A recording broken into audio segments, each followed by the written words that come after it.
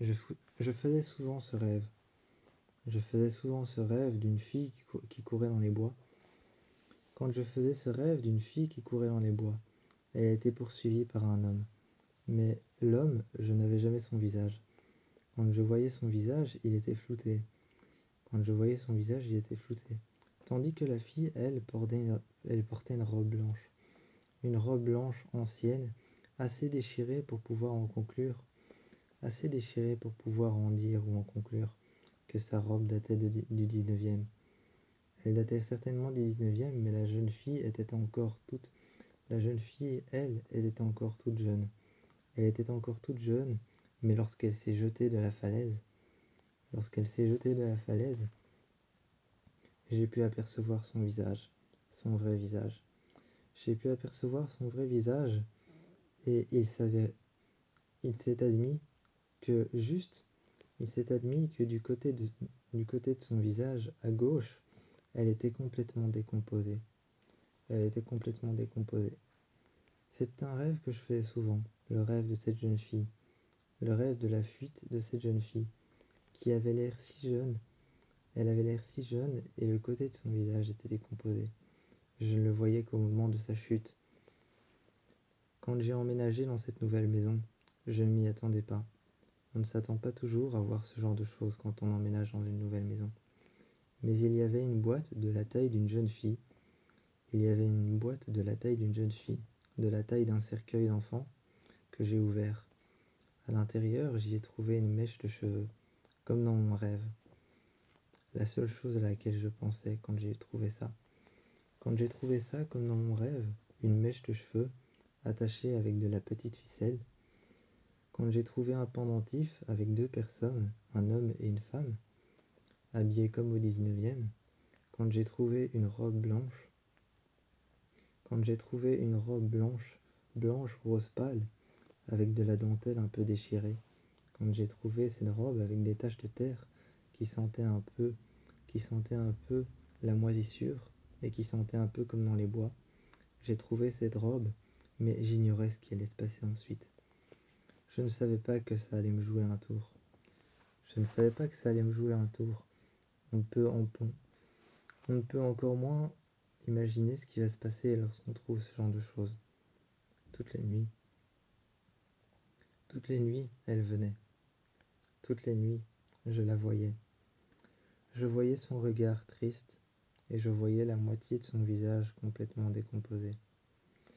Je ne savais pas s'il fallait que je lui vienne en aide, s'il fallait que je fasse quelque chose, mais elle apparaissait souvent dans la cuisine. Un jour, elle est apparue dans la cuisine et j'ai vu que le thé que j'avais laissé la bouilloire juste sur la plaque de cuisson. La plaque de cuisson a pris feu autour de la bouilloire. Elle était juste à côté. Elle était juste à côté du feu, juste à côté des flammes qui entouraient la bouilloire. J'ai essayé de la retirer, mais je me suis brûlé la moitié de la main. J'ai montré ma main brûlée à toutes les personnes qui m'écoutaient. Ces nuits qui suivaient cette nuit-là, ont été les plus terrifiantes de ma vie. Je la voyais dans les couloirs marcher. Elle marchait, elle rigolait. Elle courait et je voyais sa robe voler avec le vent. De temps en temps, j'essayais de la rattraper. Je la voyais assise dans un couloir. Quand elle levait les yeux, son visage était comme fissuré, comme de la porcelaine fissurée. Son visage était comme de la porcelaine fissurée. La moitié de son visage était enfoncée, comme si on avait tapé avec un marteau et avec un clou en métal sur la porcelaine, comme si son visage était cassé. Souvent elle pleurait, ou souvent elle rigolait. Je ne pouvais pas savoir vraiment ce qui se passait. Mais souvent, quand elle apparaissait devant moi, son visage ressemblait à un visage de porcelaine, à un visage de jeune fille de porcelaine, comme une poupée, comme une énorme poupée comme une poupée grandeur nature, une grande poupée grandeur nature. Son visage ressemblait à ce visage cassé, ce visage de porcelaine qui avait peut-être duré des années, au travers des siècles et des siècles à venir. Au travers des siècles et des siècles à venir, son visage ressemblait à de la porcelaine brisée, comme si on avait tapé avec un marteau dessus, et avec un clou, un énorme clou en métal que quelqu'un avait tenu fermement dans sa main, et avait frappé juste un petit peu pour, cirer- pour fissurer sa joue, ou pour fissurer ses pommettes. Ses yeux, eux, quant à eux, ils étaient normaux, des yeux de verre. Des yeux de verre, et elle me regardait.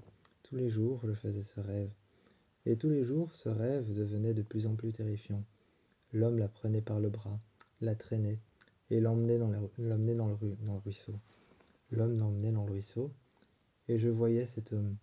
Chaque nuit, je voyais cet homme l'emmener dans le ruisseau, la noyer, et garder son visage sous l'eau. Son visage s'est endurci, à force de faire tout le temps et de répéter tout le temps la même chose, de se jeter de la falaise, son visage s'est endurci. J'ai compris alors qu'elle avait pris l'apparence d'un visage de porcelaine quand j'ai quand j'ai vu la moitié de mon rêve se poursuivre quand j'ai eu la moitié de mon rêve se poursuivre d'autre chose. J'ai compris que quand elle a heurté le sol, elle n'a pas heurté le sol, elle a heurté un caillou. Elle a heurté un énorme caillou qui était au fond de l'eau. Cet énorme caillou qui était au fond de l'eau était à côté d'un masque en porcelaine qui était en train de se faire ce masque en porcelaine qui était en train de se faire griffer par le courant de l'eau et par le sel qu'il y avait à l'intérieur de l'eau. Ce masque de porcelaine était en train de disparaître morceau par morceau.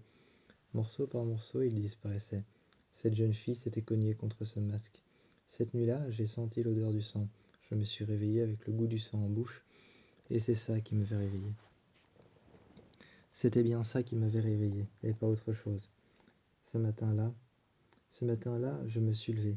La porte était ouverte et toutes les fenêtres étaient ouvertes. À l'intérieur, la jeune fille m'attendait.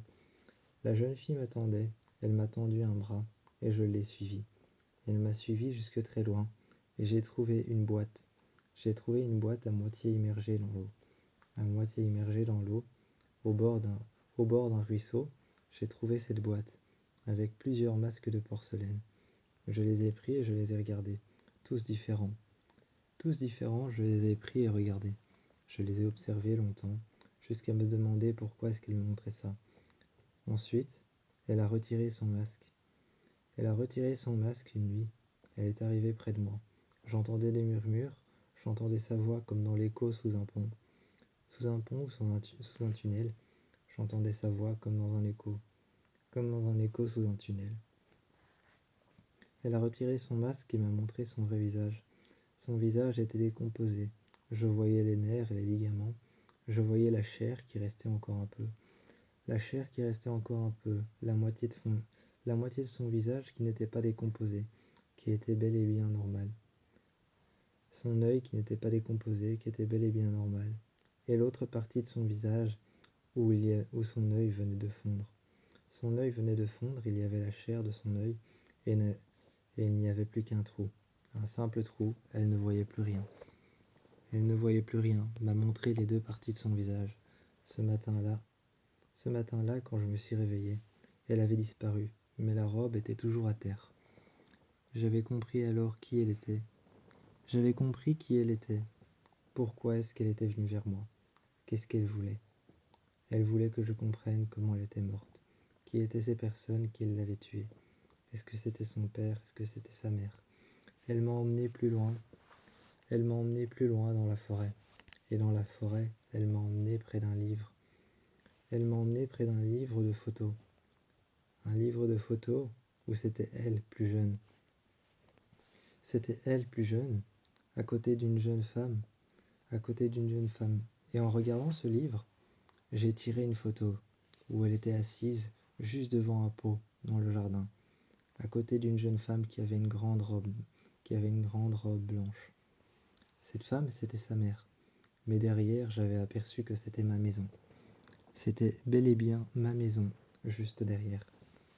Elle avait vécu dans ma maison pendant longtemps. Elle s'était sûrement accrochée au lieu. Elle s'était certainement accrochée au lieu, à un meurtre. À un meurtre, à son meurtre, à la manière dont elle est morte, dans les alentours de la maison, dans la propriété, la manière dont elle est morte. Elle s'est sûrement attachée à ça. Elle a voulu me montrer bien d'autres choses, comme par exemple comment est morte sa mère, comment est mort son père, ce qui lui est arrivé.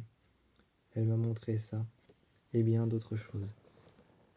Ensuite, elle est partie, et le lendemain matin, je n'ai plus que retrouvé par terre, au bord de mon lit, la petite boîte avec à l'intérieur les masques et sa robe, sa charmante robe blanche que j'ai trouvée au pied de mon lit, avec deux marques, deux traces de pieds par terre qu'elle avait laissées.